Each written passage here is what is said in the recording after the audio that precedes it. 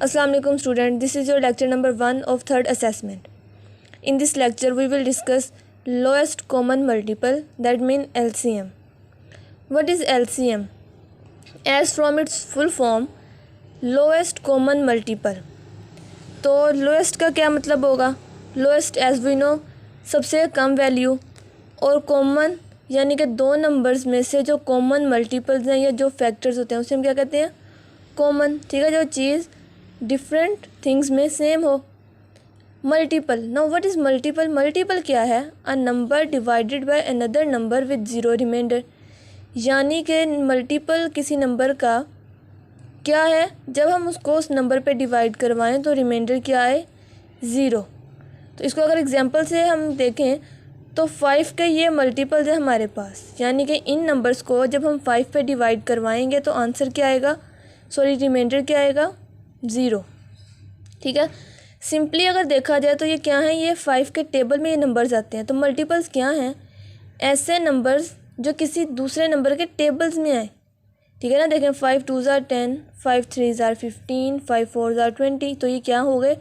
5 के टेबल में आती हैं ये वैल्यूज़. ठीक है, यानी ये 5 पे पूरे पूरे डिवाइड होते हैं, रिमाइंडर ज़ीरो आता है. तो ये सब क्या है? 5 के मल्टीपल्स.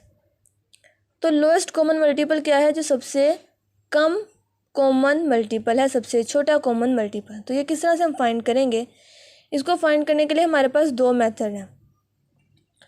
तो देखें, फर्स्ट मेथड है हमारे पास by using multiples and second method है बाय यूजिंग फैक्टराइजेशन. तो सबसे पहले हम फर्स्ट मेथड को सॉल्व करेंगे.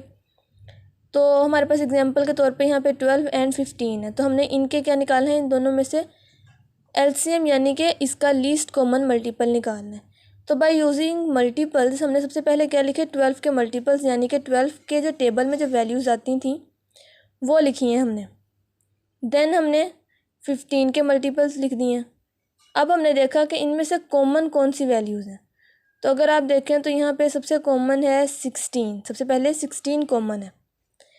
अब जहाँ तक हमने लिखा है वहाँ तक तो 60 कॉमन है. ठीक है ना, ये 60 कॉमन है.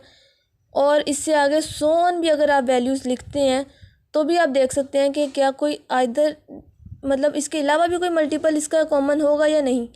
लेकिन हमें चाहिए लीस्ट कॉमन मल्टीपल, यानी कि जो सबसे पहला, सबसे जो छोटी वैल्यू जो कॉमन मल्टीपल है वो. तो सबसे फर्स्ट पे जो कॉमन मल्टीपल है वो हमारे पास है 60.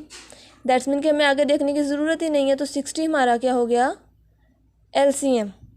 ठीक है, सबसे पहले आपने उसके मल्टीपल्स लिखे दोनों वैल्यूज़ के, फिर आपने देखा कि कॉमन कौन कौन से वैल्यूज़ हैं, और जो कॉमन वैल्यूज़ हैं उसमें से जो सबसे छोटी वैल्यू है वो हमारी क्या है? एलसीएम. तो फर्स्ट तो मेथड हमारे पास ये हो गया. सेकंड है फैक्टराइजेशन का मेथड. तो ये आपने एचसीएफ में भी फैक्टराइजेशन का मेथड यूज़ किया था बाय यूजिंग डिवीजन मेथड. तो ये हम किस तरह से करेंगे? सबसे पहले यही वैल्यूज़ हमने ली 12 एंड 15. तो 12 के हमने क्या किए? फैक्टर्स निकाले. किस तरह से? By division method. 2 6 ज़ार 12, 2 3 ज़ार 6 एंड 3 1 ज़ार 3. इनको हमने यहाँ पे लिख दिया. नेक्स्ट हमने 15 के फैक्टराइजेशन की. 3 5 ज़ार 15, 5 1 ज़ार 5, उसको हमने यहाँ पे लिख दिया. नेक्स्ट हमने क्या किया? अब इन दोनों के जो फैक्टर्स हैं हमने ये देखा कि इनमें से कॉमन कौन कौन सी वैल्यूज़ हैं. तो इसमें सिंपल हमारे पास क्या कॉमन है? सिर्फ 3 कॉमन है. तो एज़ यू नो कि हमने ये कॉन्सेप्ट देखा हुआ है कि जब भी हमारे पास कोई पेयर बनता है कोई भी फैक्टर्स में, तो हम उस पेयर में से सिर्फ एक ही वैल्यू लेंगे. यानी कि अगर हमारे पास ये 3 का एक पेयर बना है तो हमने इन दोनों 3 में से सिर्फ एक ही 3 लेना है. ठीक है ना, और जब बाकी वैल्यूज़ बच जाएंगी जो कॉमन नहीं है वो एज इट इज़ ही साथ आ जाएंगी. ये देखें ना, 2 मल्टीप्लाई बाय 2 मल्टीप्लाई बाय 5, इनको मल्टीप्लाई करें तो हमारे पास क्या आंसर आया? 60. तो दोनों मेथड सॉल्व करने से हमारे पास आंसर में एलसीएम क्या आ रहा है? 60. बट फैक्टराइजेशन का मेथड ज़्यादा सूटेबल है और सिंपल है, और आपकी बुक में भी फैक्टराइजेशन का मेथड ही सॉल्व करने के लिए कहा गया है. तो दिस इज़ मच बेटर.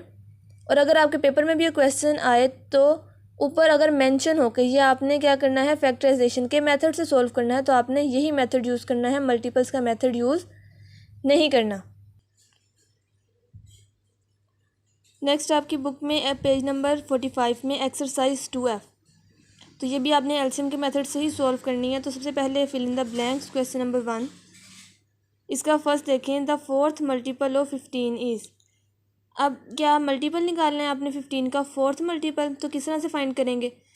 आपने 15 के टेबल के मेथड से ही आपने सॉल्व कर लेना है। तो 15 4s आर 60। नेक्स्ट देखें, 4 इंटू 9 is equal to 36। So 36 is the multiple of 4 को अगर हम 9 से मल्टीप्लाई करें तो 36 आंसर आता है। तो दैट्स मीन कि जो 36 है वो 4 के टेबल में भी आ रहा है और 9 के टेबल में भी। तो इसीलिए 36 के मल्टीपल क्या हैं? 4 and 9। The common multiple of 5 and 6 are. तो सेम वही मेथड कि 5 और 6 का मल्टीपल फाइंड करना है हमने। तो 5 6 आर 30। या आपने मल्टीपल के मेथड से, यानी कि वो जो आपने डिवीजन मेथड है उससे सॉल्व करके देखना है कि आइदर ये आंसर ट्रू है या false. The LCM of 3 6 and 9 is 18। तो ये भी आपने एलसीएम के मेथड से सॉल्व करके देखना है और ई पार्ट भी इस तरह से आपने खुद सॉल्व करना है। नेक्स्ट क्वेश्चन नंबर 2 देखें, state whether the following are true और फॉल्स, कि क्या ये ट्रू हैं या फिर फॉल्स। तो एलसीएम ऑफ 2 और more prime numbers is equal to the product of the number. यानी कि किसी भी 2 या 2 से ज़्यादा प्राइम नंबर्स का जो प्रोडक्ट है वो क्या है? उसका एलसीएम। तो एज यू नो कि प्राइम नंबर्स किसी भी टेबल में सोल्व नहीं होते, ये सिर्फ अपने ही टेबल पे सोल्व होते हैं। तो दैट्स मीन कि जब हम प्राइम नंबर्स को मल्टीप्लाई करवाएंगे तो हमारे पास क्या आएगा? एलसीएम। तो दैट्स मीन कि स्टेटमेंट ट्रू है। नेक्स्ट देखें, the LCM of 14 and 42 is 14। तो ये एलएमसी नहीं है, ये एलसीएम है। और 14 और 42 किसका एलसीएम है? 14 का।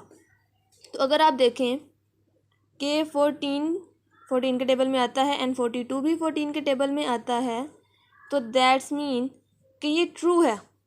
14 इन दोनों का एलसीएम है। ठीक है, ये आप बाकायदा सॉल्व करके भी देख सकते हैं।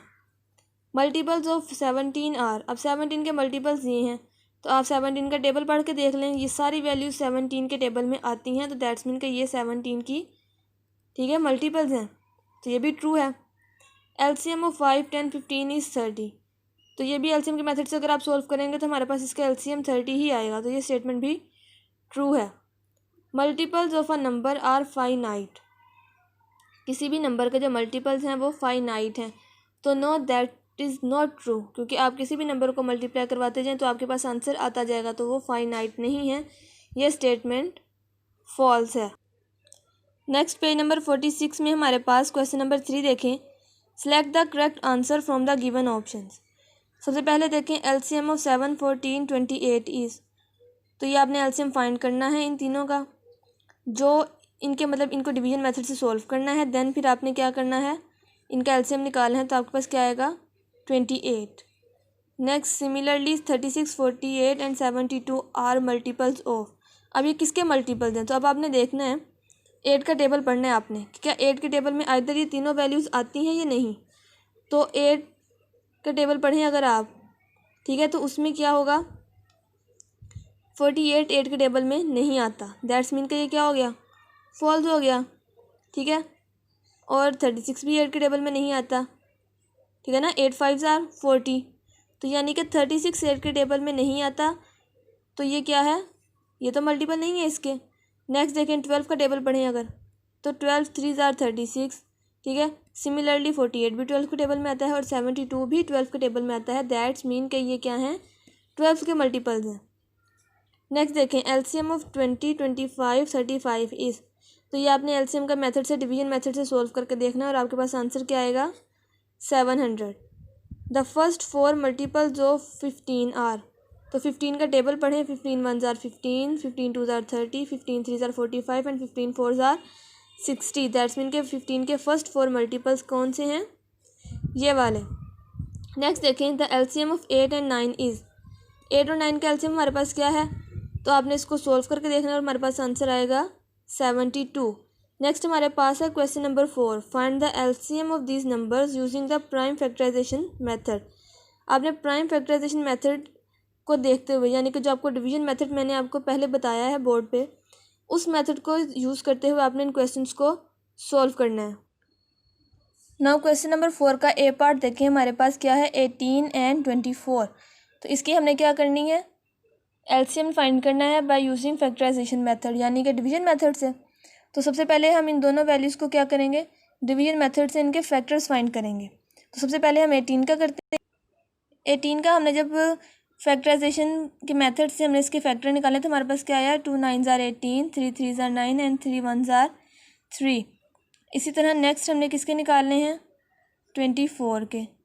तो 2 से स्टार्ट करें, 2 12s are 24, 2 6s are 12, 2 3s are 6 and 3 1s are 3। तो ये हमारे पास क्या है, 24 के फैक्टर। तो जब हमने इसको इस फॉर्म में लिखा, भी देखें 18 के फैक्टर्स थे हमारे पास 2 3 एंड 3, 24 के फैक्टर्स हैं हमारे पास 2 इंटू 2 इंटू 2 इंटू 3। तब इसमें से हमने कॉमन फैक्टर्स देखने हैं। तो हमारे पास कॉमन फैक्टर क्या है, सबसे पहले 2 कॉमन है हमारे पास यहाँ पे, और यहाँ पे 3 कॉमन है, ठीक है। बाकी हमारे पास और कोई कॉमन नहीं है। तो अब हम क्या करेंगे, इसके पेयर में से, यानी कि इस पेयर में से हमने 2 लिखा, इस पेयर में से हमने 3 लिखा, नेक्स्ट ये वाला 3 और ये वाले 2। तो इनको सॉल्व करें आप, ठीक है। 2 3s are 6 और इसका टेबल पढ़ें, उनको मल्टीप्लाई करें तो हमारे पास क्या आएगा, 2 2s are 4, 4 2s are 8, 8 3s are 24 and 24 3s are 72। तो ये हमारे पास एलसीएम क्या आ गया है, 70। इसी तरह आपने अपने बाकी क्वेश्चंस भी नोटबुक के ऊपर खुद सॉल्व कर लेने, ये एलसीएम के मेथड को यूज़ करते हुए।